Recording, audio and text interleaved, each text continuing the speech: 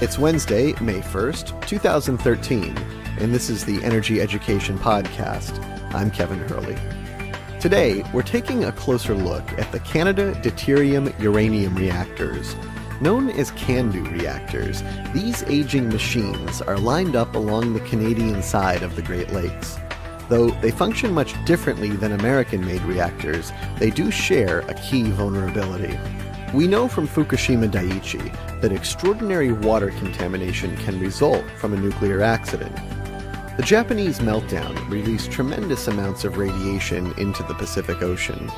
Today, we'll discuss what a nuclear accident on one of the Great Lakes might look like. How would a lake, which is much smaller than an ocean, survive a similar radiological release? Joining the discussion today is Dr. Gordon Edwards. Dr. Edwards is the president of the Canadian Coalition for Nuclear Responsibility. He and Arnie Gundersen are here to help us understand the nuclear situation with our neighbors to the north. Dr. Edwards, thanks for joining us. My pleasure. And of course, Arnie Gundersen, thanks for joining us. Back again, Kevin. Hi, thanks. So today we're talking about Canadian nuclear reactors. Why is it important for Americans to know what's going on with these Canadian reactors? Well, basically the Canadian reactors are sitting on the Great Lakes, and so Great Lakes are a common body of water for both Americans and Canadians. 40 million people draw their drinking water from the Great Lakes. And as we've seen at Fukushima, when you have a major accident, you can have a lot of water, contaminated water, going into the nearby body of water. And in our case, that would be the Great Lakes. So, Gordon, then what are the differences between the American and the Canadian reactors? Well, fundamentally, all reactors are the same in the sense that they produce energy. While producing energy, they produce radioactive waste materials which generate heat even after the reactor shut down. And that's why even for years after shutdown, you still have a problem of heat being generated that has to be cooled. That heat has to be removed or you're going to have problems. So the Canadian reactors are, in that sense, pose the same problems as the American reactors. There is a difference, however. And that is that in the Canadian case, when we have what's called a loss of coolant accident, that means like a pipe break, for example, which would allow the cooling water to escape. In the American case, when you lose the coolant, the power goes down right away. In the Canadian case, as soon as you lose the coolant, the power goes up. So we have a particularly touchy reactor system in that regard. Yeah, that has a fancy technical name. It's called a positive void reactivity coefficient. And basically, it's like a car. You know, when you go to hit the brakes, the accelerator goes down to the floor, which is not the way we're used to driving. You know, it's interesting because these, back in the 50s, there was a lot of different reactor designs. The Canadians had no enrichment capability. They didn't build a bomb, so they didn't have enrichment capability. So they came up with a design that didn't need enriched uranium, and they called it CANDU, C-A-N-D-U. And it runs on normal uranium. But in order to run on normal uranium, it needed to run on what we call heavy water, which is a hydrogen atom with 2 neutrons called deuterium. That then forced them to continuously refuel because there was a teeny bit of uranium that was fissile in the fuel. So the Canadian reactors have the fuel going in sideways, and the American reactors have it going in from top to bottom. The Canadian reactors always refuel, not because they wanted to, but because they had to, because the low enrichment, they were burning out the little bit of uranium that was available. Now, the Indians thought that was great because it's a great way of making plutonium. And the first Indian bombs were actually created from a CANDU reactor. What you're saying is they're using a low-grade uranium as opposed to an enriched uranium. They're using something more natural. Yeah, in a natural uranium has 7 parts of fissile uranium, uranium-235, for every 1,000 parts of uranium, whereas the American reactors run on about 50 parts of uranium to 1,000. That allows the American reactors to run for a lot longer before refueling. But in the Canadian reactors, they burn out those 7 atoms pretty quickly, So they have to continuously pull the fuel and put new fuel in. That creates a piping maze. There's an enormous amount of pipes on the side of their reactors that are called pressure tubes. And those are aging. Farron's just finished a report for Durham Nuclear Awareness that talks about the problems of allowing the Pickering unit, which is about 3 hours outside of Buffalo, New York, allowing the Pickering unit to continue to operate. It's already 40 years old. It's got 6 nuclear reactors that are operating and 2 that are shut down, one of the biggest nuclear reactor complexes in the world. And the Canadians don't want to fix it. They want to pencil whip the calculations and squeeze more time out of a design whose time has come. If I could just clarify, like in the American case, what you have is one big pot, which is called the reactor vessel, where all the fuel is and where all the cooling is and where the reaction takes place. In Canada, we have a core. The core area of the reactor is subdivided into hundreds of individual horizontal tubes, and the fuel is in these horizontal tubes. So it's more complicated. That's what Arnie is saying. And being more complicated, it means that one of the things that most people don't understand is that the radiation, the radioactivity in the core of the reactor is so intense that it's deadly to go anywhere close to it. And the result is it's very difficult to maintain pipes which are degrading because of the high pressure, because of the high temperature, and most of all because of the bombardment with neutrons. It's called neutron embrittlement that takes place over time. So what happens over time is that these pipes get weakened and they change their chemistry, they change their physical properties, and it's so radioactive in there that you really can't go and check all those pipes. You can only check a few of them. And that's the fundamental problem, is that we no longer know just exactly how degraded some of these pipes might be. And that's why it becomes problematic when they want to run the plant longer than it was intended to be run, because we don't know if those pipes are on the bursting point or not. You know, most Canadians live within 200 miles of the border with the United States. And what the Canadians did then is to build their reactors on the border with the United States. You know, here in Burlington, Vermont, the closest nuclear reactor is a Canadian reactor up in Quebec that just was shut down permanently. But it's interesting when for us on the northern side of the United States, the nearest reactor might very well be in Canada, and its design is unlike anything in the world. There's only about 6% of the reactors in the world are this Canadian design, the CANDU reactor. Now, nice thing is that here in Quebec, we managed to get that reactor shut down permanently. The government decided not to invest billions of dollars in refurbishing the reactor. Now, refurbishing is a fancy word, but what it really means is replacing all those old pipes with brand new ones. So they would take out those hundreds and hundreds of tubes that go through the core of the reactor, as well as the hundreds of tubes that are connected to the ends of those so-called pressure tubes, and they replace them with brand new ones. So then at least they know that they're not at the breaking point.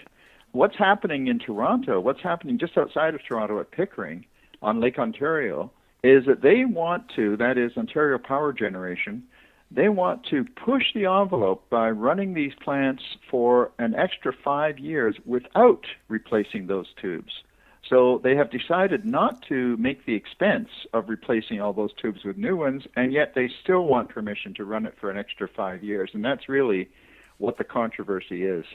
So the same country's got two standards. The province of Quebec says shut this down, and whereas in Ontario they're trying to squeeze more life out of an aging reactor. Yeah, and that's partly because Ontario has become so dependent upon nuclear electricity. They built so many nuclear reactors. They've got 8 just outside Toronto at Pickering.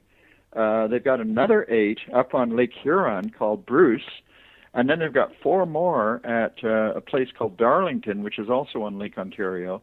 So Ontario has become very dependent on nuclear power, and that's why they don't see an easy energy alternative. They want to extend the lifetime of these 4 reactors in order to be able to refurbish 4 other reactors, the Darlington reactors, And, it sounds like a simple matter to replace the pipes in something. You think, well, that sounds like a pretty simple job. You just pull out the old pipes and put in the new ones. The problem is they're all highly radioactive. In fact, they're all going to become permanently radioactive waste. They can't be recycled. Even though this stuff is some of the best material in the world, some of the finest material, it's going to have to be treated as radioactive waste. So that's what makes it so difficult. And when they try to do it, they find out it takes a lot longer than they expected. And it also costs a lot more money than they expected. But it definitely costs somewhere between $2 and $4 billion just to replace those tubes. So we've talked a lot in the past about the deteriorating condition of these older reactors. With Fukushima happening on the Pacific Ocean, and now today, we're talking about these Canadian reactors that are sitting, many of them, on Great Lakes, and perhaps many of them getting up there in age. Is there really a lesson from Fukushima that applies to nuclear reactors sitting on the Great Lakes? And what would the difference be in the case of some kind of similar problem? Yeah, well, I think that's a very good question. And I raised this during a hearing of the Canadian Nuclear Safety Commission. I said, look, if we had a similar accident here in Canada, for example, where would all that contaminated water go? We know where it went in Fukushima. It went right into the Pacific Ocean initially, and then they built huge tanks, 7 huge tanks, to contain the contaminated water, which is an ongoing problem even 2 years later. They're still getting more and more contaminated water every day. And they're running out of space to store it all. They're even going to cut down a forest to make room to make more tanks to hold the contaminated water. Now those tanks are leaking. So we have to ask ourselves, if there was a nuclear accident of that sort in Canada or in the States, where would all that contaminated water go? The answer seems obvious. It would go into the Great Lakes, and that's the drinking water for 40 million people. So, we certainly had better be prepared. I've been talking to scientists over at Woods Hole, and Woods Hole is acknowledging that, Fukushima Daiichi's leak is big enough that it's contaminating the Pacific Ocean. And the Pacific Ocean is a lot bigger than the Great Lakes, even though the Great Lakes are pretty great. So, the same level of contamination from Fukushima Daiichi into the Pacific, had it occurred on the Great Lakes, would pose serious health effects for the 40 million people that use that water. But we don't take that into account in our accident analyses. We don't believe that what's happening at Fukushima is a lesson that we have to take around the world. And of course, if something like that did happen in the Great Lakes, it's not something that's easily cleaned up in the next few years or the next decade. No, it definitely accumulates. Even under normal operation, the Canadian reactors are contributing a great deal of radioactive pollution to the Great Lakes in the form of a radioactive isotope of hydrogen called tritium. This is simply radioactive hydrogen, and, water is made up of H2O, it's hydrogen and oxygen. Well, when you get tritium released from a Canadian reactor, it forms water molecules which are themselves radioactive. And these radioactive water molecules, they go everywhere. Water is one of the basic materials for all living things. So it goes into every living object, every living being. So it enters the food chain quite readily. And in Lake Ontario, already the levels of tritium, even in the middle of the lake, are about 3 times greater than they are in Lake Superior. And that's entirely because of nuclear power, and in particular because of the Canadian reactors. We produce about 30 times as much tritium for each unit of energy produced due to the fact that we use heavy water, which is the first step towards radioactive tritium. But that's small potatoes compared with a huge nuclear accident, because, again, most people have no understanding of the intensity of the radioactivity created in the core of the reactor during normal operation. You see, the uranium that goes in is not nearly as radioactive as the stuff that comes out. The stuff that comes out is millions of times more radioactive than what goes in, and the reason for that is because the uranium atoms are split. And it's all those broken pieces of uranium atoms which are so intensely radioactive. When you hear words like cesium-137 and so on, those are little broken pieces of uranium atoms. And that's the stuff that's going into the ocean at Fukushima, and that's the stuff that would happen here in Canada or in the States. Well, I'm sure, though, you would prevent the radiation from crossing over the international boundary, and it would stay on your side of the line. Oh, yeah, we had put up signs saying no radiation here. I think the people in Toronto should be very concerned about this. It's all in the report that Fairwinds did for Durham Nuclear Awareness. It's posted on the website, and it's not just an aging problem, but the Canadians don't appear to have learned some of the key lessons from Fukushima Daiichi. The first one is the regulator in Japan was in bed with the people that was supposed to be regulated. And I see the same thing in Canada. We've got a regulatory framework where there's certainly a cozy relationship between the people operating the reactors and the people who are supposed to regulate them. Yeah, that's not too surprising because many of the staff of the regulatory agency are taken from the very industry that they're regulating. So a lot of the histories of these people is with the nuclear industry before they ever joined the regulatory agency. And in any event, there's no doubt that that in Canada at least, the staff people at the Canadian Nuclear Safety Commission are all really supporters of nuclear power. They want nuclear power to succeed, and so they have what you could call the conspiracy of the like-minded, and that is that they think this has got to be good, it's got to be a help to society, and we want to make it as safe as possible, but we certainly don't want to shut it down. The other issue that the Canadians don't appear to have learned from Fukushima Daiichi is that one nuclear accident is not the worst that can happen. Daiichi had 3, and yet the Pickering units are 8 reactors, 6 of which are running, side by side. So like when Fukushima Daiichi 3 blew up, it damaged Daiichi 2 and Daiichi 4. And the Canadians don't assume crosstalk between the reactors and just assume one nuclear accident. The biggest weakness in the design from a Fukushima issue standpoint is to look at the fact that the entire Pickering site only has one containment building, a thing called a vacuum building. And so the vacuum building is designed to suck up the gases from one nuclear reactor accident. But Daiichi told us we can have more than one nuclear reactor accident simultaneously. And the Canadian design won't accommodate that. Right. And you see, part of the problem here is that the Canadians say, well, look, we're not going to have a tsunami on Lake Ontario, so we don't have to worry. But this is really false comfort, because it's not the tsunami itself to cause the accident. It's the failure of the electrical systems, the failure of the pumps, for whatever reason. If you can't cool the core of the reactor, it's going to melt down, period. And that can happen in a variety of ways. It doesn't have to be a tsunami. So there's false comfort being taken from the fact that we don't have to worry about that exact scenario. This is what Fairwinds has been talking about since the first week of the accident, that it's not about the tsunami knocking out the diesels. It's about this thing called the loss of the ultimate heat sink. And that can happen on a CANDU design. It can happen on an American design. And it did happen on Fukushima Daiichi. If the pumps along Lake Ontario are destroyed for whatever reason, then you can't cool 6 nuclear reactors. That's not a good thing. Toronto is less than half an hour car drive away from this nuclear reactor. And, compared to Tokyo being 150 miles away. And yet the Japanese almost had to evacuate Tokyo. The Canadians don't believe that the 4 million people in Toronto are being jeopardized. And Americans should be concerned, too, because 3 hours away is Buffalo. Yep. So, it's kind of ironic. There's George Orwell, the British writer, coined the phrase doublethink.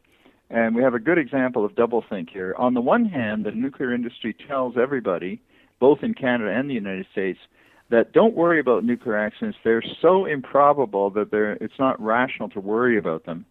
On the other hand, they have a special piece of legislation which protects them against financial liability in the event of a major accident. They're the only industry that requires special law to protect them against financial liability in the case of an accident. So on the one hand, they say, you, the public, shouldn't worry about a nuclear accident, but we, the industry, are sufficiently worried that we need a special legislation to protect our money. So the industry was so not worried in Canada that they put their lobbyists to work to protect them from what they were not worried about. Exactly.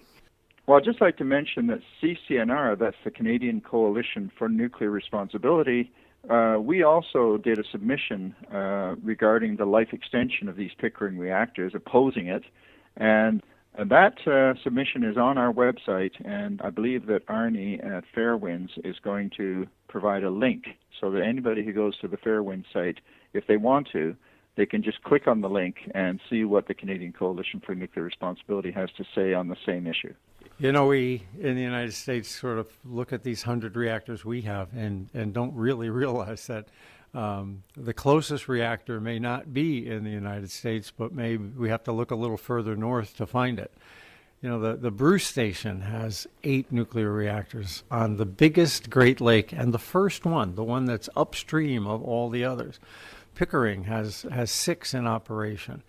We are talking about jeopardizing a major seaway, a major commerce route, and the source of water for 40 million people.